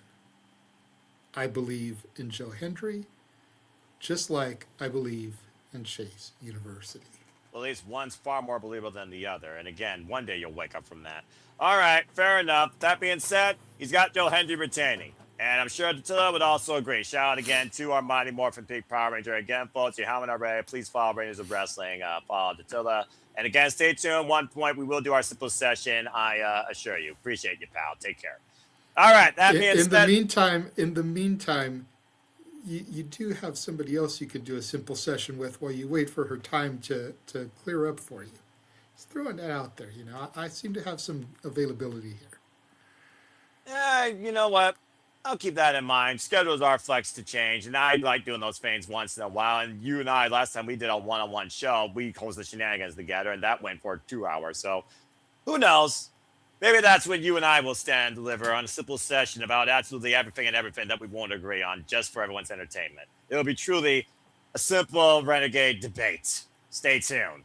And is there any room on the main roster for Hendry and Saints? If there isn't, how can they make room? You put other people in catering. This is the WWE. They got There's always room on the roster. The question is, to Noah's point, you know, who do you sacrifice? Exactly. You put Ricky Saints with the quote unquote vision, if that's still going to be a thing, because Ricky, Logan, and Theory would all fit in with each other. Yeah, you're not wrong. And then Hendry, like I said, you can put him with Truth. You can put him with Danhausen. Hendryhausen has a decent little ring to it. Oh, God. You know? Truth and Hendry. 2 former NWA TNA champions, by the way. So, just throwing that in there, there's the TNA connection that they've both been champion for. Accurate. One from a bygone era, and one from a more modern era. I'm about to say, yeah, let's get the eras right. All right, fair enough. And there you go, Ash. And again, always appreciate you. Stay batty again, folks. Follow back for the rest of the day. We'll see you on the shenanigans, pal. And yeah. All right. Well, that being said, he leaves in Joe Hendry. Retaining. Chris Cross, Vin, Arlene, hello. What do you have to say regarding everything JJ said? And Joe Hendry's second title defense. Might I add, this is a pure one-on-one match on Vengeance and make it a point. No stipulation, just 2 men trying to prove that they deserve to be NXT champion. One we believe in, the other one believes absolutely in himself. But again, deadline, he walked in as champion, he lost. What do you got to say, Arlene? Do you got to do NXT champion, or do you believe Joe Hendry retains? One question before I actually pick. How many times has Ricky Saints been champion? Just 1 or 2? Once. 1. Okay. Okay. So I'll stick with my pick. I think Ricky Saints is gonna win and become the champion once again. Damn, just keep hopping there in the NXT championship one, don't you?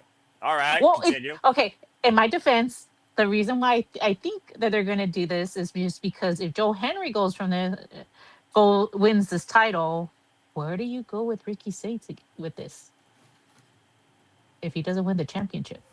It's their first one-on-one. How many times have we seen multiple acts of the same feud? Exactly. But if Ricky Saints wins this one, you can also do the same thing where Joe Henry challenges them again. Either way, one of them is gonna lose, and the other one, and whether Joe Henry wins in this case, like with JJ, Ricky Saints is just gonna challenge for it again. We're back to where we were at. So that's why I say it would be better if Ricky Saints, and then you have Joe Hendry chasing for it again, and then have him win at NXT Stand and Deliver again. That's when you see Ricky Saints help a certain Cody Rhodes win the championship and screw over by Randy Orton, because they're going to screw Randy Orton over. All right, calm down. We haven't gotten to WrestleMania predictions. Again, folks, stay tuned. Tranquilo, Date and time to be tranquilo. determined. Sorry. Cody's not Sorry. even champion. We got to get through Friday night, by the way. Let's not forget this Friday, Cody Rhodes Tranquilo. challenges Drew for the WWE Championship. You know, Nice I'm one. just mad that it can't just be Drew versus Randy like it should be. Why does it have to be a fatal 4-way? I do not know. Hey, They're look, screwing my nothing- man over, and damn it, I'm we not going to stay haven't- quiet. We haven't gotten there yet. We know Exactly. it's gonna be. let's We know not- it's gonna be that. Let's We not know. buy They're just thinking we're in. stupid. Let's They're just not think buy we're into the stupid. dirt sheets.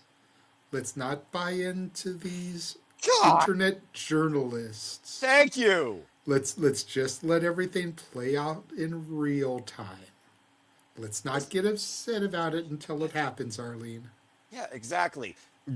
Look, Breathe. actuality is reality. Reading is nothing but reading. Nothing is official till it's official in WWE. Stop reading and following and buying into fucking dirt sheets. And that goes for everybody here. Off this screen and on the internet. Find someone else to do with your damn phone, your damn life. Bloody fucking hell. And if you're going to get the dirt, go to nodq.com to do it, where you don't have to do a paywall to get the information. Well, Say yeah to NoDQ. at least it's reported as. But yes, you are correct. Shout out to Aaron Riff. But also, bottom line, folks, just fucking wait and see. Jesus. Thank Christ I'm not on social media and I have no notifications for that shit. All right, that being said, thank you for that tangent, Arlene. But that being said, she split the ballot with Ricky Sainz becoming a two-time NXT champion. Good. And the next time you want to get a rant out of Arlene, y'all got a super chat for it. That was 2 gold. She's usually the calm one. Yeah, about to say, I'm the one with the blood pressure here on this panel sometimes, and Arlene freaking outdid me. And Arlene, and one of these panels is just because it was her man, Rant Randy Mania. Orton. Yeah, well, of course. Well, Randy Orton's going to have a 4-way, 5-way, 6-way. He's not going to have a one-on-one here. It Randy sounds like. Orton and Oscar are my. You know, it's funny. We mentioned about Oscar earlier, how she was. Yeah, you were gone. You weren't here when we brought up Asuka, so thank goodness. So we're not going to go down that road. That being said, let's get back on topic here, all right? Freaking Cinema Diddy becomes its own podcast of madness, I swear. At least Charles is in here. Okay, well done, Arlene. That being said, Ricky Saints, Joe Hendry. JJ, what do you believe in besides Randy Orton not getting a one-on-one match at WrestleMania at this point? Do you believe in Joe Hendry, or do you believe Ricky Saints becomes a two-time NXT champion? I already gave my prediction. That's a manual that you're talking to, not JJ. Okay, yeah. Well, names, people, Botch! Y'all fuckers throw me off. But you know what? It wouldn't be a wrestling form without bots, right? God bless it. I love and hate you all at the same time. It's just great when we can actually catch you on a botch instead of you railing us for it. I'm no exception. I know I'm no exception, so it's a very rare thing. But even I have my flaws, and Lord knows WWE has more flaws than the biggest IKEA furniture you can buy. That being said, as I go Roderick Strong now, as the man in the suit's talking, everyone shut the fuck up. Emmanuel! Who do you have leaving as NXT champion at Vengeance Day? Joe Hendry or Ricky Saints? I just want to know where that echo came from. That was good. Yeah. Noah, remember the last time we did not believe in Joe Hendry? What happened in that TNA pay-per-view? He freaking won. He freaking won. So from now on, let's believe in Joe Hendry. He's gonna regain this championship. I'm not gonna fool me once, shame on me. Fool me twice, then shame on Joe Hendry. Why would they screw me over? So I'm gonna go for Joe Hendry. I believe. God dang it. It's just like me believing in Thea Hale and Chase University. You gotta believe. Well, Parappa the Rapper once said, I gotta believe, before Chase University was a fetus on a freaking piece of paper. That being said, Thea Hale is more believable than Chase University ever will be. Again, unaccredited and dead. But we're not going down that road again unless you want me to rant. And I got more than enough shit to rant about in WWE. I can fucking guarantee you that. Super chat, people. Super chat. Don't get me started. I'm at 120/86 right now. My blood pressure, last I checked, so I'm trying to keep it stable.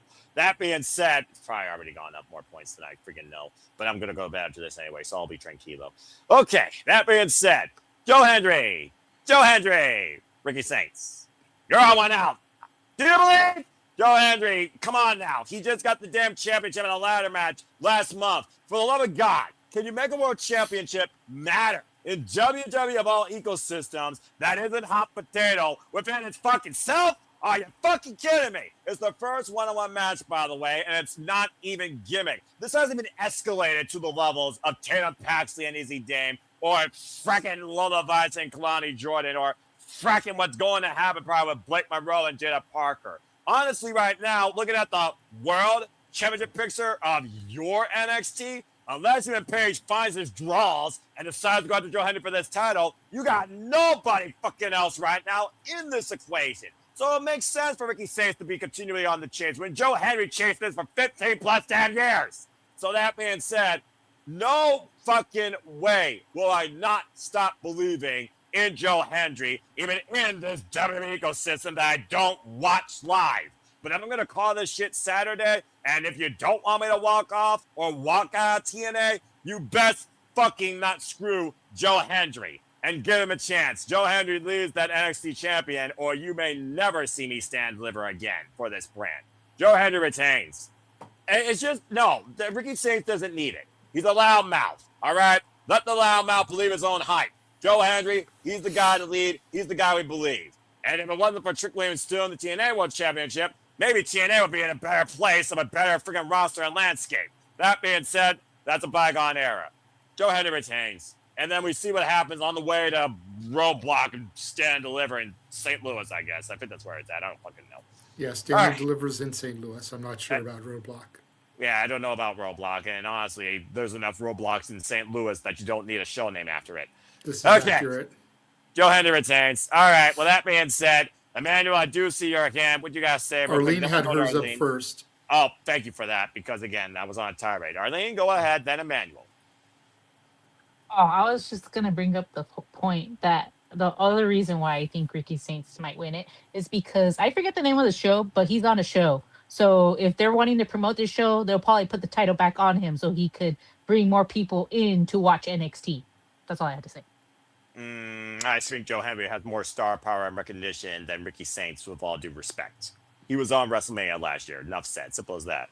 And according to Safed, Roadblock is at the Garden. Oh, in New York. So in the theater again, the MSG theater. Probably, yeah. Because I remember freaking last year, I think it was in the theater as well. Shortly after the MSG show, which I guess technically would be the second biggest stage for your NXT each year. I'm just going to confirm that because, again, I appreciate it. Yeah, I'm looking it up. Yeah, okay, it's in New York, the theater at MSG, so. Yep, Infamous Theater, Madison Square Garden, March 31st, 2026. You are correct. Thank you for that. But again, always have your sources be official. Just saying. All right. Well, thank you for that, Arlene. Amanda, what you got to say real quick? Yeah, just as a note, Noah, just in case I know you don't see NXT, but there's a rock concert per se for like what? Ricky Saints, like a rock version. Ricky Saints, he was singing like a rock segment, like when he's singing in the guitar. Like, oh Lord! And he got beat up, so that's the only that's why it could be Ricky Saints winning the title, because you know how he likes the heels. The heels gets hit and gets destroyed. The heels win typically, but this is accurate. The baby faces were standing tall, but what Emmanuel didn't mention is the fact that the Vanity Project came out and it was a 4-on-1 for a minute. Until Miles Bourne came out for the save, and 2-on-4, they were able to take them out. So I'm expecting the same thing here based on what you just told me, that we're going to get the Vanity Project Miles Bourne involved here, and Joe Henry's still going to leave with the championship. But apparently a war is going to brew where Ricky Saints might become the new entourage leader of this Vanity Project, apparently. Well, they all seem pretty much obnoxious with their own fashion and cologne and style, and I can see them all doing that. So actually, that would make sense probably. All right, fair enough. Then again, Vanity Project, they're models for hire. Ask Ethan Page. Okay, fair enough. But yeah, I still think Joe Hendry retains. Again, Joe Hendry, Miles Bourne, that's a nice reset for NXT, honestly, for the North American Championship and the NXT Championship that I think could have a good duration and possibly lead to some new character development. They surely need it. Okay, fair enough. I wonder if even Page actually has a freaking horse in this race, or does he care who leads with the title because he can't stand both men? Although he literally bludgeoned Ricky Saints over the North American Championship. Hell, he took the title from him. As far as Joe Hendry and Ethan Page, oh, good Lord Almighty. So wouldn't mind seeing that program. If anyone should stand and deliver, I think even Paige should stand and deliver. He's been the hardest worker in NXT, in my opinion, with respect. No, What do you guys think, Emmanuel? Yeah, ironically, Ethan Page and Ricky Saints see eye to eye. They both are agreeing with each other. Ironically, so he has Ricky Saints' back. Unfortunately, in this situation. You know what I think is going to happen at Roadblock now, JD, with him saying that? Triple threat. Triple threat. Ethan Page, Ricky Saints, Joe Hendry. I could see it. Okay, well, that being said, regardless, we believe Joe Hendry gets vengeance on Ricky Saints. And that's all you have to say about that. Well, again, folks, that's Vengeance Day. So what are your predictions? What's your outlook on NXT's future? Will they have what they need to stand and deliver? What is Robert Stone's announcement concerning the NXT Women's Championship? Who truly gets vengeance and who is on the blunt end of someone else's vengeance? Let us know your predictions and your final thoughts in the chat and also in the comments down below as we conclude. And again, I thank all of you. Again, stay tuned. The form will be again available later today on my X, on the comments section here on each of these streams, on my community tab on the YouTube channel. And again, you will have till 6 p.m. Standard Time, Saturday, March 7th, to get them finalized. And it will be me and Walter on the call before further shenanigans ensue in our interview. So I thank all of you as we now go ahead and promote and tell you what's ahead. And we also bid you a fine adieu. First and foremost, to the Dominguez says, good luck, Emmanuel, this year. Maybe if Arlene has a coach, you could actually win the league or try and surpass JJ. Good luck in the kickoff. And Arlene, thank you as always for your cooperation and your participation. I look forward to seeing what your observation score is going to be, just for the fun of it. And of course, you are working hard right now, so I'm not going to let you linger. So go ahead and some of the people can find and connect with you and why you love Randy Orton. Oh, my love for Randy Orton goes all the way back. Okay, maybe not talk about the love because we might be here all night. Just go ahead and plug your stuff. When once she was a wee lass. All right, we're not going that far back. I remember when me and my brother went to go see the WWE in San Diego. I think they were in Pachanga. I can't remember what, or Viejas, one of those two. And he was still with the Wyatt family. That was a long time ago. And we were the only ones cheering for him. And I will never forget this. Every time I think about my encounter with Randy, I haven't actually met him, but I always remember that we were the only ones cheering for him. And he looked at the crowd and he pointed at us. Like a week later, he ends up turning on the Wyatt family. So I feel like because we were the only ones cheering for him, we were the ones that caused him to turn on them. So I take credit for that. Anyways. What a unique That's probably, story. Two together probably doesn't really exist, but I would like to think that we were the reason. But anyways, you can follow me on Instagram and on Twitter, ADM73244. Like I said, breaking news in case you did not see the WWE Elimination Chamber predictions. I will not be participating just for my mental health because of my crash out and the way points and the way the points would have been if I didn't care about points. Where I would have you been. didn't care at all about points, and then you freaking had a meltdown. That's what I'm saying. I cared about so much about points, I had a mental breakdown. So that is why I'm not participating this year. So, Fair but enough. I will be putting on Twitter the day of what's his I forget the name of this pay-per-view. Vengeance Day. Vengeance Day. The day of Brain is Vengeance Day. I will be putting on Twitter my official final picks for all these matches in case I switch one or stay the same.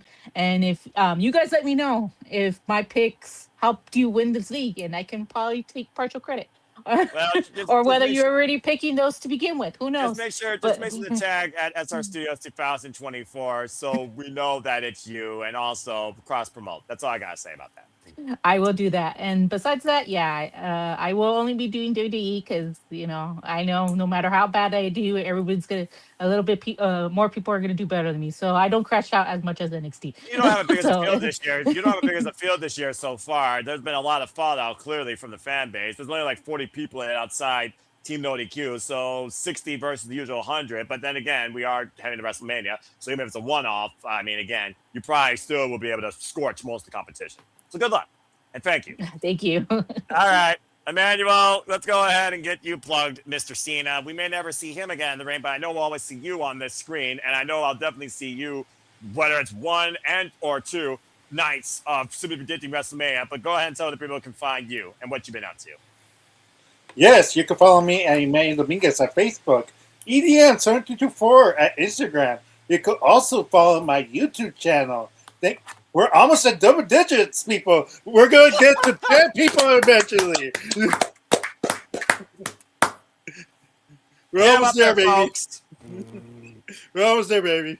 Anyways, like I've been stuck in this puzzle. That's why I haven't been uploading lately. I've been wondering how to solve this mystery so we can finish this episode of Murder in the Alps.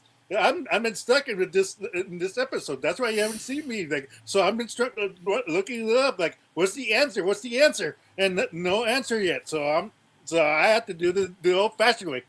Click, nope. Click, nope. Click, nope. Until I get it right. Yes. But nevertheless, tomorrow, if you're interested, we're gonna do game night. Game night. We're gonna do the Game of Life 2. We're gonna do Clue back to back. Like, if you're interested, we're gonna start at 3 p.m. Pacific time. So if you're on the East Coast, 6 p.m. You're gonna see a code. You can download it in your Samsung phone or iPhone. It's for free. It's true. It's for free. It's a free game. You can download the game for free. There's not much other than that. But there's a story I already neglected to tell you. Oh no! At WrestleMania 21, she did not cheer for her man, Randy Orton. She knew that Undertaker was going to win. Well, it was the streak. Oh, fair enough. All right. Well, thank you, Emmanuel. Again, God bless the Dominguez's, folks. Like I said, they are the MVPs, the VIPs. They are the then, now, and forever of the Super Lava Studios community. Again, please follow both of them. Show them some love. Show them support. Please follow, support, and subscribe. Interactive Games and Movies a Day. Let's get them 20 by WrestleMania. Let's freaking go. Come on now. That's the new goal. 20 subscribers by WrestleMania. If y'all are watching right now, you literally might be watching it on his feed, on his YouTube as we speak. Again, Interactive Games and Movies. Subscribe today. And again, subscribe and follow. But also subscribe. Thank you both. All right. Well, JJ, again, the work never ends when it comes to you and I. And God bless you with all the work you've put in out of every day and night. So let's go ahead and remind the people what we're about here at the Super Lava Studios, the content that's ahead, and what you're about too on your own YouTube channel. And where can people come on and find you? Before you throw up the graphic, I've been cheering for Randy Orton since he debuted in the WWE. Well, there you go. I was cheering for Randy Orton at WrestleMania 21. Damn it. I wanted him to end the streak. I'm not one of these Johnny-come-latelys who started cheering him back with the Wyatt family, okay? And Arlene, thank you for not being in the league this year for NXT. That's one rank higher I will be by you sitting out. Damn. Yes, Arlene, I see your hand. Hold on, you triggered her. Go ahead, Arlene. Before I continue with my shows. Even before that, I was a fan of it. But it's hard to go against the streak. You didn't want the streak to end. If I had known the streak was going to end with Brock Lesnar, I would have been cheering for my man to beat the streak. But the fact that we didn't want the streak to end. I still think, and I know I'm on a lonely island unto myself with this. You're used to it. I think Randy should have done it at 21. He was in the heart of the Legend Killer gimmick. What better exclamation point to put on the Legend Killer tour than to kill the Undertaker's streak? Then what do you do at 25, 26, 27, 28? Who cares? Undertaker kept wrestling at Mania after the streak ended. He lost again to Roman a couple years later. We don't talk about that WrestleMania match. Well, I'm bringing up a point, though. He kept going. It didn't matter. His career didn't end with the Lesnar loss. Fair enough. All right, fair enough. Well, thank you for that sub-tangent. Now let's get back to Reggie's schedule programming to talk about upcoming content and programming and also where people can find you. Go ahead. You can find me on the X at ROWJJ Williams and Casa D18 Studio. No S at the end for the X account. You can subscribe to my YouTube channel at Casa D18 Studios with an S at the end. Of course, you can find me on Instagram at the Renegade JJ Williams. You can also, if you're not already, follow the Simply Reliable Studios at SR Studios 2024. That is where we make all of our big announcements. That is where we do stream watch-alongs. Simply Predicting is going across there right now as we speak. I didn't even know that. Trying to get it out to the masses. I want to expose you to more people, good sir. You deserve it. Nah. Make sure you go back in the archives. Check out the interview we did with Rachel Leigh. Check out the interview we did with Brittany Blake, the Poder Mania champion. Make sure you check out the interview we did with the lovely Heather Lynn, the Poder Mania ring announcer. Make sure you tune in this Saturday as we interview the conduit of karma, Kaya McKenna, wearing our favorite hockey jerseys. Make sure you tune in on March 21st as we interview Jocelyn Navarro. Make sure you tune in on March 28th as we interview La Leona, Alejandra Quintanilla. Make sure you tune in April 4th as we interview everybody's BFF, Izzy Moreno. Izzy! All on the road to April 11th when we will be bringing Ed Laredo back to the shenanigans for the Go Home to Mania Week and Poder Mania. And make sure that you tune in this Saturday as we have not one, but two more interview announcements to break this week. One of them will be for the March 14th week. As you notice, that is currently missing. And one of them will be a special midweek shenanigans interview. Wow. So make sure you tune in for. Hey, we gotta play into their schedules. That's right. That's right. Weekend warriors are a thing for a reason. Mm-hmm. And this talent that we're bringing in has multiple belts.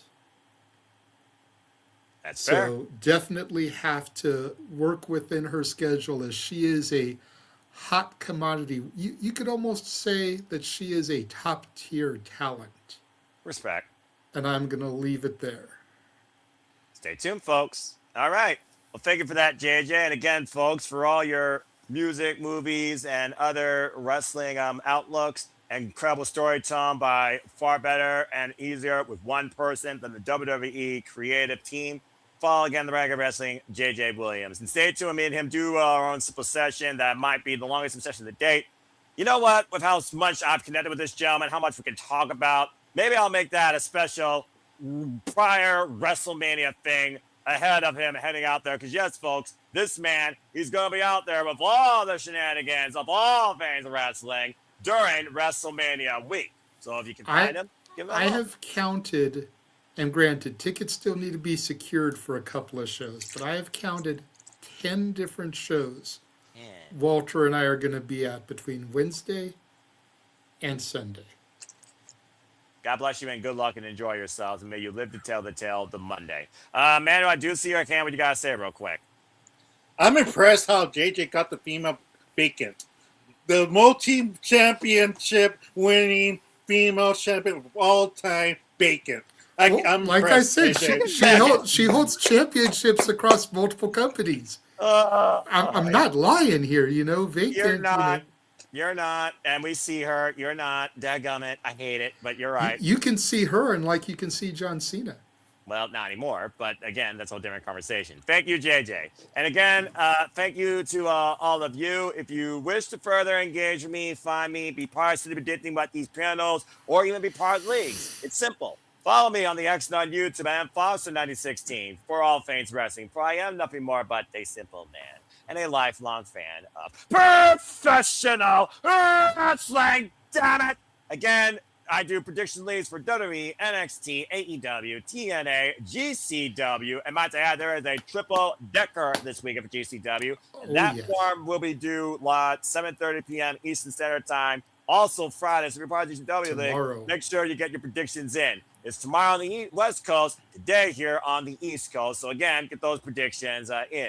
And you can follow more information on that, of course, at the SR Studios 2024X. And of course, you can also follow the GCW Collective for further discussion and coverage, of course, on all the GCW events. Of course, part of the contingency here at the Simply Reliable Studios. He wasn't here, but I mentioned before how reliable he is. He will be my cohort on the call, hopefully far smarter than Booker T. So follow Walter Cruz at Rage of Wrestling. Get a guy, Buenos Timothy Reyes told you so. Again, follow Rage of Wrestling on the YouTube and Walter Alice Cruz on the X, as you see right there. I talked about our Mighty Morphin Pink Power Ranger earlier. Here's her partner in crime, the Yellow Ranger. Again, don't be a dickhead, despite the fact this is orange. Subscribe today at Shabadash at Bad for Wrestling. Follow her Batty Bracket Breakdown for the New Japan Cup. I will be, of course, reuniting with her towards the finals to look at our bracket and discuss who we believe will be the overall winner. It was a great conversation earlier, so please follow her today at Shabadash and Bad for Wrestling. I said earlier, I'll say it one more time. Shout out to our Ranger in Wrestling at Rangers of Wrestling. Follow Datilla. Got to get her back on this forum at some point. Always making her on Impact. Follow her on the X and the social media. See right there. Stay tuned for both Rangers to start their own pop culture podcast together too. That is further content to come here at the Simply Reliable Studios. And again, if you want further content from me, I also do predictions post-mortem with Papadino. As we break the stats and look at the stories to come and the stats that went into the stories of fought from our last shows in the WWE landscape, primarily my roster ability. So go look at predictions post-mortem relationship with me and Papadino. And follow Papadino today. He's a good guy. He got more to him than Tony D does as full-blooded Italian, in my opinion. I respect him. And again, follow us about studios, all the channels there, the contingency. Again, we hope to be your one-stop spot for professional wrestling coverage. As I talked about earlier, you can always stay tuned for shenanigans to ensue at the Saturday Shenanigans. You heard the interviews that are to come. And then following that will be, of course, conversation regarding all the wrestling and so much more. Hosted by the American Wrestling JJ Williams, the weekly moderate conversation wrestling madness that is the Saturday Shenanigans. Of course, we'll follow our interview with Kyle McKenna. And you heard about all that Pull-Down Mania Town. Again, get your tickets. Follow Ed San Antonio on the X. Go to Everbright. There will be a link in the description down below. You also will find a playlist of all the interviews we do on my YouTube channel, as well as a link to Pull-Down Mania. So get your tickets to this kickoff of all the shenanigans to come WrestleMania week in Las Vegas on this all-women's showcase supercard of professional wrestling. From talents of all levels of experience, internationality, talent styles, and technique, and gimmicks aside, as well as match stipulations galore, including, of course, the Pull-Down Mania champion taking on Ms. Ballsy herself, Shotzi Blackheart, the current House of Glory Women's champion. Stay tuned, by the way, for possibly continued House of Glory coverage as she defends the title against Kula Kelly. And, of course, further content and coverage to come for all sorts of the biggest shows out of independent wrestling and the big shows as well. The next City Predicting will be next week, in time to be determined, of course, for the kickoff of the AEW Predictions League with AEW Revolution. That this gentleman will be going to live for his first ever pay-per-view All the Experience. Hope you have an incredible time. So stay tuned for that. Of course, the kickoff of the All Elite League. And shout out to Women in Wrestling. I want to give a shout out to one of my favorite promotions out of the UK. Of course, Pro Wrestling Eve with their biggest show coming up this Sunday, Wrestle Kingdom 8. Give them a follow today. Become a member on their YouTube channel at Pro Wrestling Eve. And follow this super card for Women in Wrestling, including Alex Winter, Harley Cameron, Asume, Shuri, Willow Nightingale. Everyone loves Willow. Nina Samuels, Chris Statlander, and even Dakota Kai, Charlie, returning to professional wrestling, as well as Cesar Martinez going after the championship against Rico. That and so much more across the landscape of wrestling, and that pretty much concludes everything we're about here and what I'm about as a fan and what we do at the Simply Reliable Studios. But as always, let it conclude, there are no winners, no losers, no betters, just fans with opinions for this passion we all share. At the end of the day, folks, support one another, respect each other, protect your mentality too. Treasure your families, no matter how much they annoy you, and just live life and enjoy professional wrestling. It is truly as simple as that. So with that being said, thank you so much once again to all of y'all for tuning in, whether live or on demand. Please like, share, subscribe, comment, and tell a friend. Hit the bells, videos, landbound, and the channels here at the Continuously Simone Studios. Follow us today at SR Studios 2024 on the X. And hit the subscribe button. I assure you, the content, the creativity, the conversation, the discussion, the madness, the rants, and my blood pressure oscillating is not going to let up anytime soon. Of course, the next predicting after AEW will be, of course, TNA Sacrifice, and then, God help me, WrestleMania week is going to be a haul, especially with 2 nights of predicting for WrestleMania, because I'm not fucking mad. But stay tuned, of course, for our coverage of WrestleMania, headlined by CM Punk vs. Roman Reigns for the World Heavyweight Championship. And with that being said, I think now is a great time to leave you all to your evening, day across the world, or, of course, your sleep. So with that being said, make a positive impact in life. Have a good night. For the Dominguez says, for JJ, for all of you, I thank you so much and bid y'all now a fine adieu. We will see you this weekend for all the wrestling, including NXT, to see whose vengeance is carried out too. Good luck to everyone in the kickoff of the NXT PLE Predictions League. And until next time, have a good night, folks, and thanks for tuning in to another edition of Simply Predicting. Take care. Believe in Joe Hendry. God damn it, JJ, you fucker! Say his name and he appears. I believe in Joe Hendry. Bloody fucking gags! I'm telling you, he's killing because JJ kills it every week we do this fucking damn Simply Predicting stream. God bless it! All right, I'm hitting the button. He had to get in there every time. He had to freaking get it in there. Every time.